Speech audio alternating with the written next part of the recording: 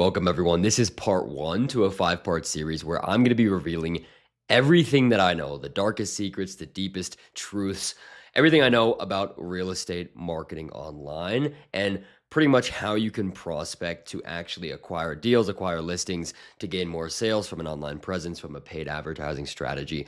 I'm not going to be holding back anything. So stay tuned. I'm going to go through the first part of this series is Facebook ads and how to actually acquire deals and listings. I know you've heard it all the time.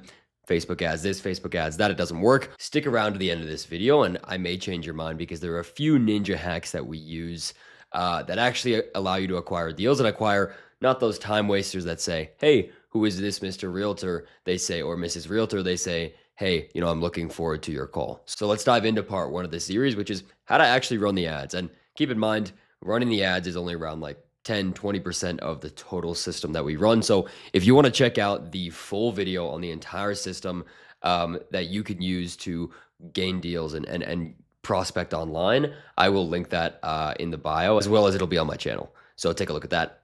Cool, guys. Let's dive in. I'll share my screen. Okay, I'm going to be revealing what we use with our clients. And this doesn't make sense now, but we're going to dive in and see how this Facebook strategy actually works. So this is what most realtors do, right? There's a generic ad, something where it's get a free list of homes under 300K, something where it's a very generic ad. You've seen it before. You've seen everyone use them.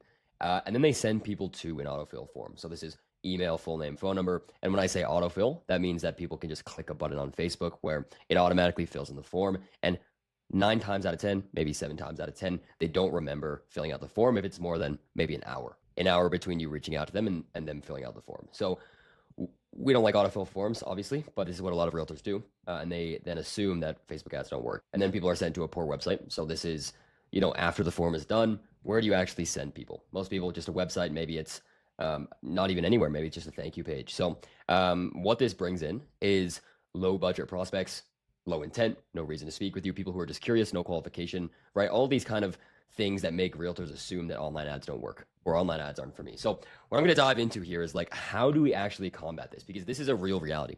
This is a reality that realtors speak to me every day. They say, this is BS. This doesn't work. Why are you talking to me? Right. And I say, well, do you truly understand what online ads mean and what they do and how to actually bring in quality leads? Or are you kind of just doing this exact process where it's autofill form to a poor website? So I'm going to dive into what we actually do. And there's a few different strategies that you can use and that are available in the online space, if you will. And there's ebook, downsizing, home consultation. So when you're providing a how to increase the value of your home consultation. Now, I don't recommend starting out with any of these. I would go for a property price update strategy because the reason for this is it caters to one of the core desires of a home seller. So the two core desires are, what is my home worth and how can I sell my home for more? So this caters to how much is my home worth, which is a property price update. And these are an example of a creative you can run, calling out the town. The goal of these creatives, and with any of these creatives that we create, we have around 40 creatives at this point, different variations. We want to spark curiosity. We want someone to say, hey, I want to know how much my home is worth. I'm thinking of selling. I'm curious about it's catered to your branding, what you have to say about my home's worth. So we want to create that sort of curiosity. And the way we do that is through, obviously different creatives, but comparisons of the housing, a list of streets, things like that. And our goal is to make them professional. Our goal is to make them branded to you. So we go with a property price update. This is what I would recommend you to do as well if you're following along and trying to implement this yourself. Go with a property price update. It's the quote unquote easiest to get volume. Sometimes every once in a while, the home consultation is going to get you better quality, but the volume's not going to be there. If you don't know what you're doing, it's very difficult. So I would start off with a property price update and figure out what resonates with your market. So that's what I would do. Also, just real quick, I know you've probably seen property price update ads out there. Don't reinvent the wheel, right? There's no point in changing a core desire of a home seller. A core desire is not just going to change. There's no point in trying these sort of downsizing, other aspect ads, because essentially it's straying away from a core desire, which is how much is my home actually worth? And what I'll get into is 10% of the entire process on how to get sales from online or online prospecting in general is the actual ad you run. 90% of it, or maybe 80% of it, is the back end. How do we actually qualify these people? And like I said, I'm going to be unveiling everything I know. So you're going to get a good idea on that. So just real quick, the campaign setup for these ads. You want to be in the housing category. With the United States, there's some implemented rules. Also, Advantage plus budget. It's the easiest to do. Advantage plus placements. You don't need to worry about that. Instant forms. So that means people are filling out a form when they see your ad, as well as no dynamic creatives. And then also the goal objective or the performance goal, as you can see here, should be maximize number of leads. So have people want to find out, or they're curious about their property value. And just real quick, some North American housing things.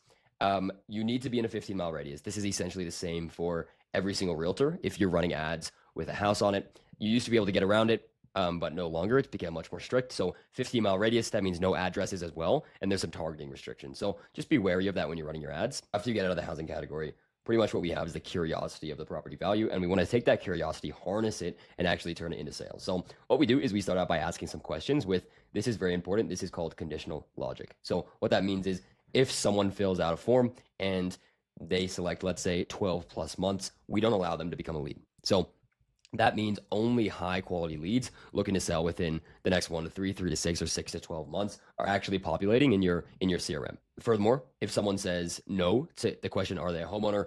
We also use conditional logic and make sure that they're not a lead. So these are two examples of questions that we use to, instead of just asking, name, number, email, we actually go through and make sure people are answering questions, being present, actually desiring what they clicked on, which is a home evaluation. Because if someone's there to waste your time and just kind of surf the internet and do research, they're not going to fill all this out. It's going to be too much barrier to entry.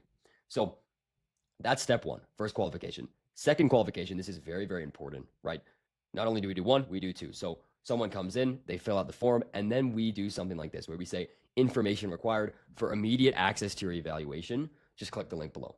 So they click the link to get access now, and we send them to a second form, which is continuing the qualification process. So what is your relationship to the address? When are you thinking of selling? Things like this. We also do, what is the condition of your property in? What sort of things that have attributed to that condition? We also do, very important, the address. This is obviously one of the most important. And a little ninja hack we use is we get the actual address. And the way that we do that is, you see powered by Google down here. That's how we actually find a real address, make sure that it's not just some guy here to waste your time, but it's a real address in the market. And if they fill this out, so they go from the first qualification where they fill out the first form up here. Now they're going to the second qualification. If they fill this out, not only have they seen your face, gone through your first qualification and gone through your second qualification, but they have the determination to actually get their home evaluated. So at that point, we deem them as a hot lead, and you are going to get a notification. And if you set this up yourself, do the same thing, where you're going to get a notification that says, hey, there's a hot lead. Make sure you call them as soon as possible. So this is essentially making sure that we're actually qualifying and pre-vetting and pre-selling the people that we generate.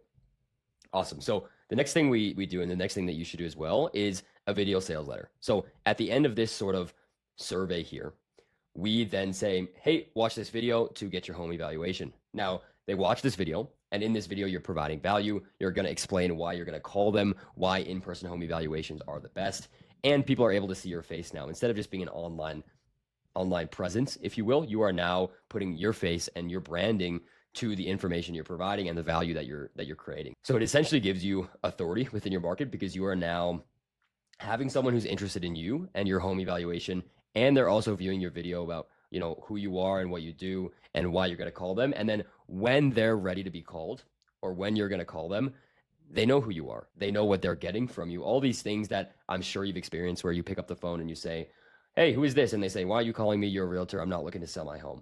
Instead, this is going to flip the switch. We only are going to call the people that are truly motivated and truly looking to work with you. And if they're truly looking to work with you, they also will book a call with you. But essentially, people who are truly interested, if they've gone through all the qualification, they've filled out some questions, they've filled out the second qualification form, they've gone through the VSL, and they book a call with you, I mean, man, that's when you're really struck gold. And that's when you can really make some real sales. Also, without spending too much time calling 100 leads, right? 100 leads where 5 of them sell is significantly worse than 10 leads where 5 of them sell. So this is the system that we run and you should be implementing too. This is our Facebook strategy. As you can see, there's significantly more complex systems that we have in place compared to what most realtors are doing. And you also may be thinking, why don't I run YouTube ads, right? Why don't I run these other sort of median ads? And the truth is, Facebook ads are the easiest to run, because unless you're a 10 out of 10 blonde realtor or someone who's really good at speaking on camera, it's very hard to run video ads. It's very hard to run YouTube ads, as well as LinkedIn ads, all that stuff is just not as good. Facebook and Instagram ads, so Meta, is the best way to go if you're looking for volume. It's just a matter of okay, we can't just use a form. We actually have to go in and have these kind of layers of qualification so we can deem if someone just does the first qualification but doesn't go to the second, maybe they're not as serious. I'm going to call the guy who's more serious. So this is what we do. This is part one of our Facebook strategy. Now, this is kind of an overarching general idea of what we do. I'm now going to go into how do we actually test the creatives to make sure that we're getting the lowest cost per lead. So that's going to be part two of the series, and that'll be up next on my channel. Cheers, guys. Thanks for watching. Check out my channel, subscribe, and I give tips like this all the time. I'm going to be unveiling everything that I know. So stay posted, subscribe, and I would like the video, and I'd appreciate it.